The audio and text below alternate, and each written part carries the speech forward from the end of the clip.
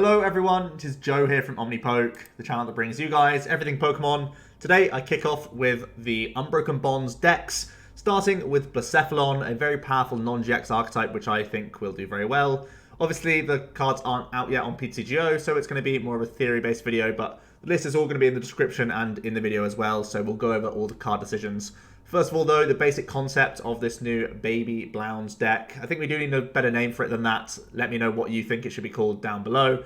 But the idea is there's a bunch of new fire support from Unbroken Bonds, and this Blacephalon takes full advantage of it. Welder can power up all in one turn. We have Fire Crystal, we have Fiery Flint, and all this stuff is trying to make sure that we can have a bunch of fire energies in hand at any one point in time, so that we can put them all into the discard pile and recycle them to make sure we're doing big damage output with this non-GX attacker. And that's basically the fundamental strength about this deck. You're a 120 hit point non-GX attacker that can reach big one-hit KOs. It can even have the Lucamine Prism Star turn as well to give you a turn of relief against your opponent, because you are only playing Ultra Beasts in this deck. So it means that you literally don't get hurt for a turn, so it can even get you ahead if you've fallen behind in other non-GX matchups. So it can just outrace things very, very efficiently, and that's the entire idea behind this build. So let's jump into the Pokemon. 5 in total, 4 of the new non-GX Blacephalon once again, 120 hit points. That's actually really awkward for Zapdos players, bear in mind, because it's going to take 2 Electro Powers to get through a single Blacephalon, so it might be able to out-resource them. And then it comes with 2 attacks. The first is Blazer for a fire. You do 10 and flip one of your face-down prize cards face up. If that card is a fire energy, this attack does 50 more damage, and the card stays face up as well. So you can randomly knock out some basics if you happen to have a fire in your prize cards, which is a pretty nice thing to be able to do. This is only really usable if you are either setting up numbers for Flame Ball Circus when you don't have a one-shot. For example, against a Zoroark, maybe you could just do 10 to it to put it in range of a future Flame Ball Circus if you only are holding on to like 4 energy and can't get over the line against them.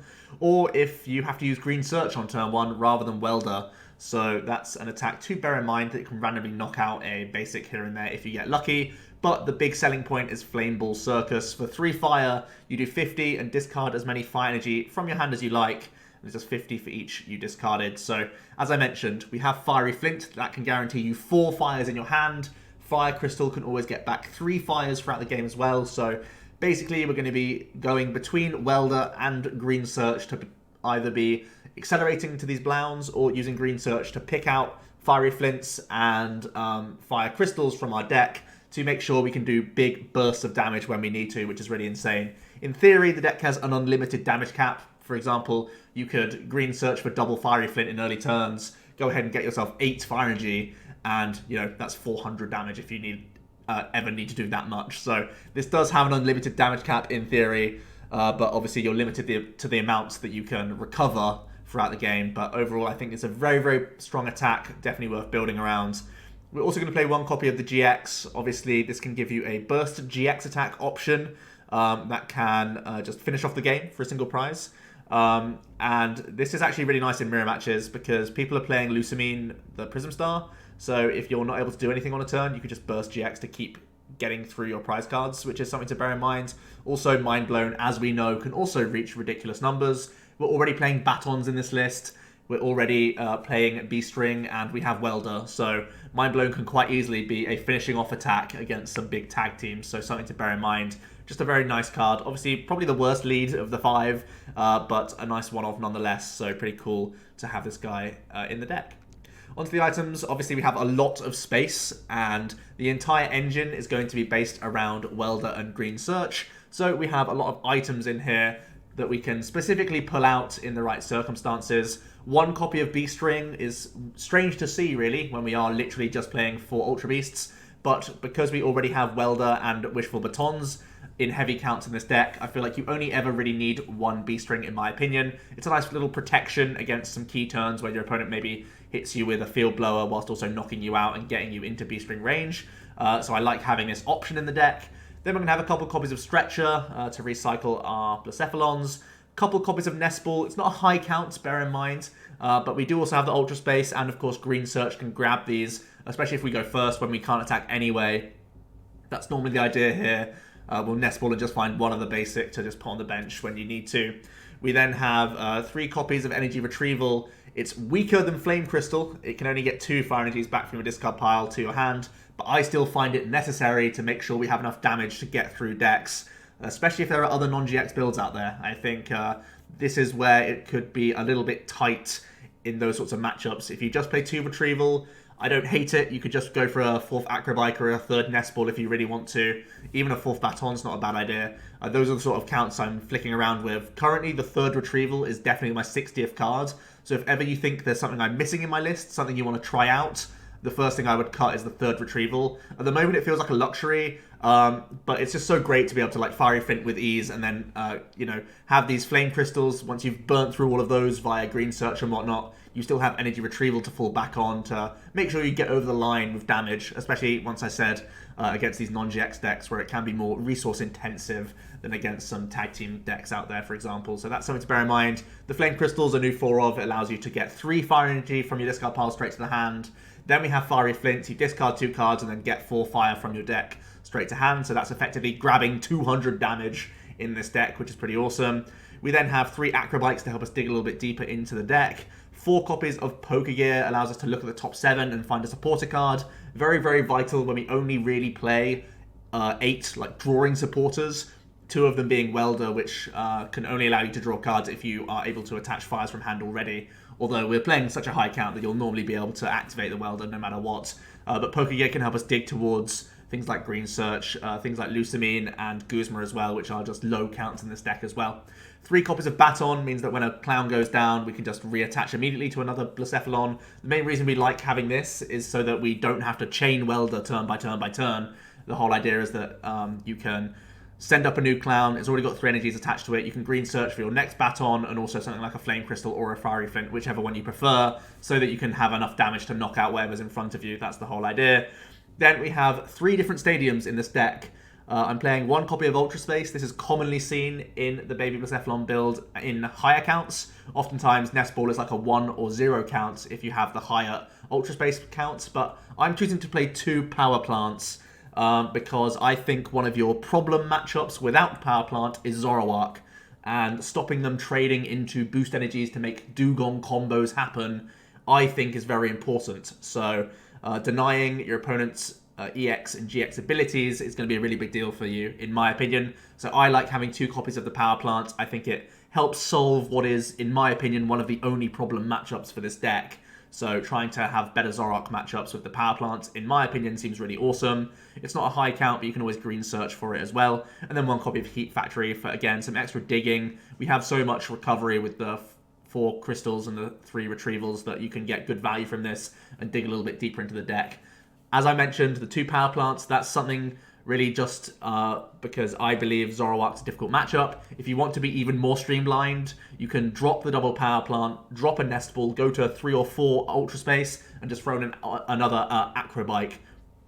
If you want to try this deck out for the first time, go completely vanilla, you are able to cut those Power Plants. Like I said, they are kind of like a tech card in this deck. But yeah, onto the supporters. Really strange count, very bizarre compared to anything you will have come to know from the TCG up until this point. This is a different case entirely. We have 1 copy of the Lucamine Prism. As I mentioned earlier in the video, you can guarantee this as long as you don't start your Blacephalon GX, because there'll be a point in the game when your opponent has 3 prize cards remaining. You can drop the Lucamine and prevent all damage done to your Ultra Beasts, which means you're not taking any damage that turn at all. And you're basically undoing an entire turn of, whatever they're trying to do. So this Lucamine Prism start is insane and made much better now that we have Green Search to help set it up in previous turns, as well as Pokegear, which can grab it at the key moment as well. So a really nice one-of in this deck in particular. 1 copy of Guzma feels very, very alien and very different to a lot of different decks out there. But the whole idea is you're already being able to smack through anything, and Green Search will allow you to reload your energies, so she is more vital in most situations than Guzma, because it's very rare that you'll already be holding, enough Fire Crystals or enough Fiery Flints to just gust something in the active anyway.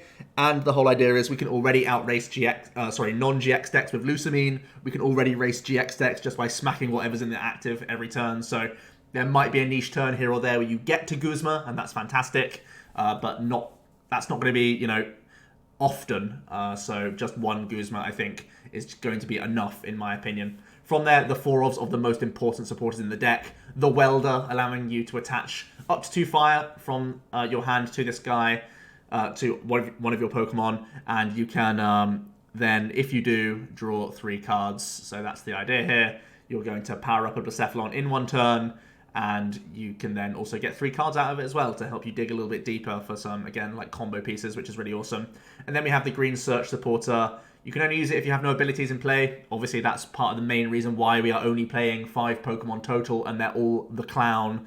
It's because we want to take full value out of the supporter card, grabbing you Fiery Flints in the early turns, Fire Crystals in the mid-game as well to reload and whatnot. So she is vital in the deck. Being able to use her as often as possible is absolutely awesome.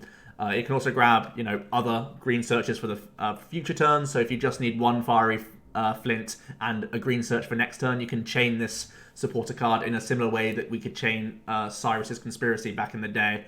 We may end up seeing Green Search chains if you have a strong enough hand and need to have another supporter for the following turn, which sounds very awesome as well. It can also grab you things like Stadium cards, Ball Search, whatever you need. So we get away with the low count of Pokemon because Green Search can get us out of those awkward situations. So I really do think she's a phenomenal supporter and is really highlighted in this deck for how strong it really is if you completely build around her.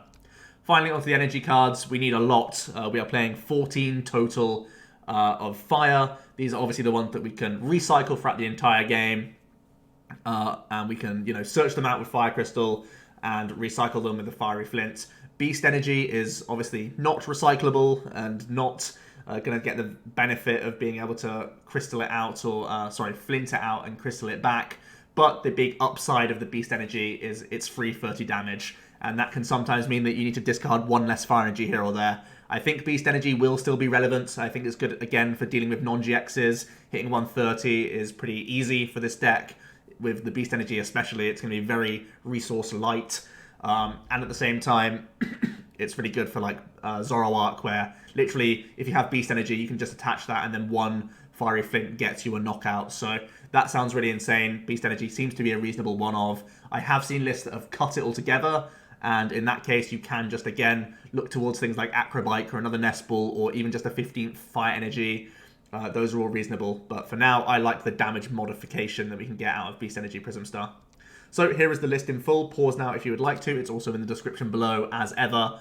But yeah, very interesting build. 40 spaces, all dedicated to this engine, 10 supporters, then a bunch of trainer cards, maxing out the copies because we are combo reliant. Every single turn, we need to reload. We take a big knockout, we need to make sure we can get into Fiery Flints, into Fire Crystals, into these energy retrievals, because, we have no inherent damage output unless we're able to recycle these fires. That's what the entire deck is about. It's just recycling the fire energies whenever you're able and making the Blacephalon do big damage. That's the whole intention of the deck.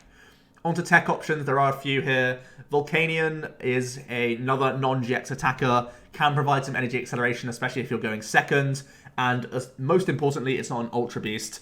So there are some Pokemon that wall out Ultra Beasts, like Sceptile. So having a non-Ultra Beast style fire attacker might be worth your trouble. If you are playing the Volk, I would encourage the Escape Rope because it's a horrible lead for this deck, and we only play 5 basics currently. If you were to add a 6th, starting this Volcanion would be very awkward.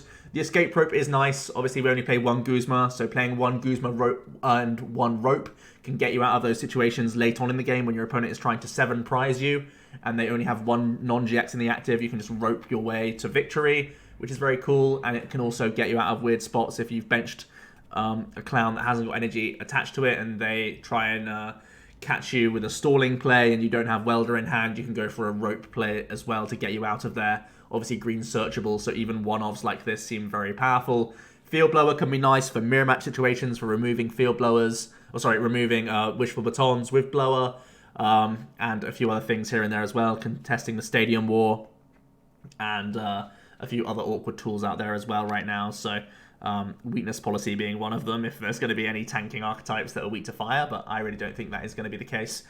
Field Blower mainly for mirror more than anything else, just to force your opponent to use Welder on a turn, rather than go for a green search to make sure they can guarantee response knockouts.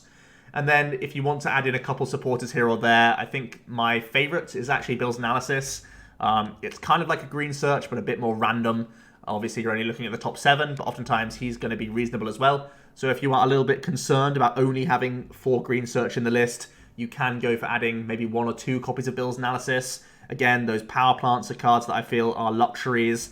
The 3rd energy retrieval isn't guaranteed in the deck as well. So if you're feeling a lack of draw support, Bill's Analysis can help dig out some cards, especially if you've used a Fiery Flint here or there during the game. You've thinned your deck quite nicely. Bill's Analysis is obviously a reasonable late game option once you've used up all your green searches, because he is also flexible. And Erica's Hospitality is another option as well if you just need certain hand reload turns. I think my biggest reason against Erica's is that you already have Welder, which gives you good reload in your hand regardless. So I think I would lean towards Bill's if I wanted any additional supporters in the list. But at the moment, I feel like Bill's would only ever be like a 1 or 2 of count, because everything else I think is pretty core in the deck. I just like having very high counts of the cards that are important, to be honest.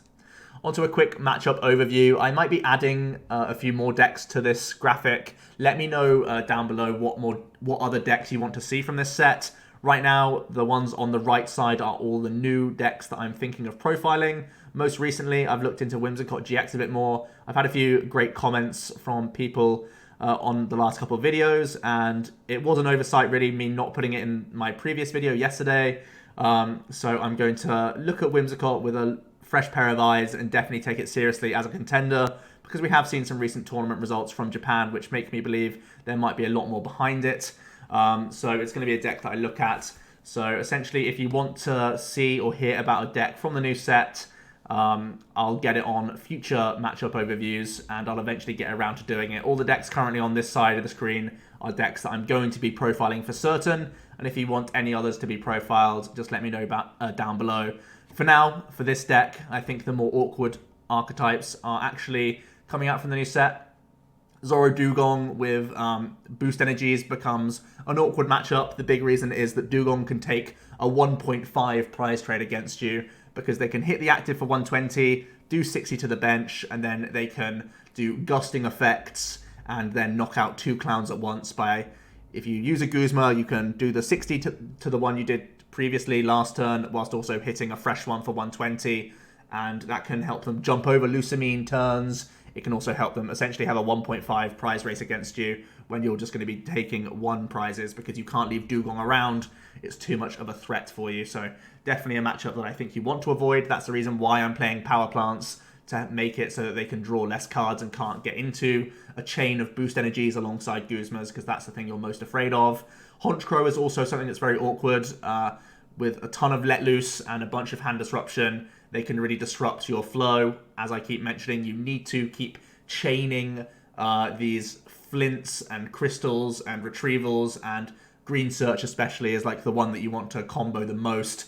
So spamming those is really important, and Honchkrow seems to be one of the decks that has the most hand disruption out of any other right now, and that will spell bad news for the archetype in general. If you're able to draw out of it though, Honchkrow becomes very easy, because you just detonate like 1 or 2 Honchkrows and you've got over the line, because you just have a lot of respite from then on. And I've put Regigigas Hooper Stall as a bad matchup. Now, currently, it would be free as a bird, but we have to think that Mill will be reacting, and one way we've already seen Mill react to the likes of Pikarom earlier on in the season was they just added Vileplume. They just had a Bill's Analysis, couple Oddish, couple Rare Candies, couple Plumes, and they would just Bill's Analysis and try and get those rolling. I can definitely foresee them adding in some similar techs, the likes of Vileplume, the likes of even the Ultra Beast Sceptile might be creeping in if you're going to have some like attacking Shuckle stuff, similar to how Wada played it way back. I believe it was in Harrogate, or maybe even before that, over in a few different special events where he played a Shuckle Sceptile-based stalling walling deck. I can definitely foresee some of these wall builds going towards a Vileplume focus to have a pretty free matchup against this baby Blacephalon build, because Oddish into Vileplume is just something that this deck especially can't really deny.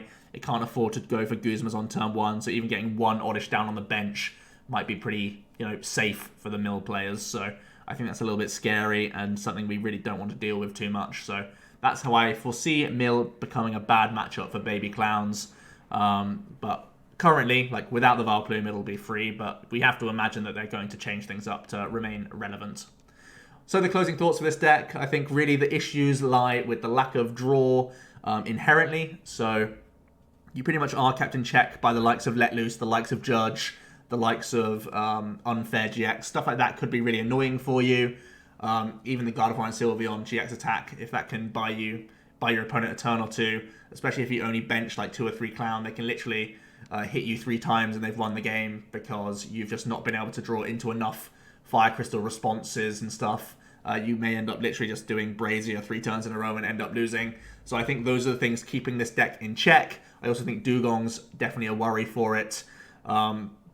Additionally, there's the sort of pseudo-reliance on Wishful Baton. It's not super reliant, but on turns where your Baton is sort of gusted, you have to weld it on that turn. Otherwise, again, you have a turn of no tempo and you don't do anything. So it's kind of like having a Baton taken away alongside one of these things, like a Let Loose or a Judge. Stuff like that would be really horrible for you. So I think there are times when this can be abused and something to be concerned about. However, it's other people's problem. People have to find answers for this deck because fundamentally it does ridiculous damage very, very easily in a non-GX form, and that just makes it a top tier contender from the outset. It is very potent, very easy to reach, 200 plus damage. If you just happen to have an excess energy in your hand and you can Fiery, Flint, 250 damage just on the board right there. Throw them all into the discard pile, grab yourself 2 prizes, and keep using Green Search to flow you through the game for the rest of it. So, pretty powerful deck. I do foresee it becoming a top-tier non-GX contender alongside Zapdos. I think those two become the 2 pillars of non-GX decks that pretty much set the tone and the pace for other non-GX decks to really fall behind them, to be honest, because they have to find a way to catch up against Clowns. And even when they're catching up, I mean, there's Lusamine Prism Star that they have to think about as well. And in non-GX v non-GX wars, if one of them can have a turn of respite, in this case, Lusamine being the sort of safe haven for Baby Blounds, it's going to be very awkward for these non-GX builds. So, food for thought there. I really do think this deck is very powerful. I hope you did enjoy my list, and we get the discussion of Unbroken Bonds underway. Let me know what you thought, guys, and I'll be back tomorrow with another Unbroken Bonds deck. Cheers.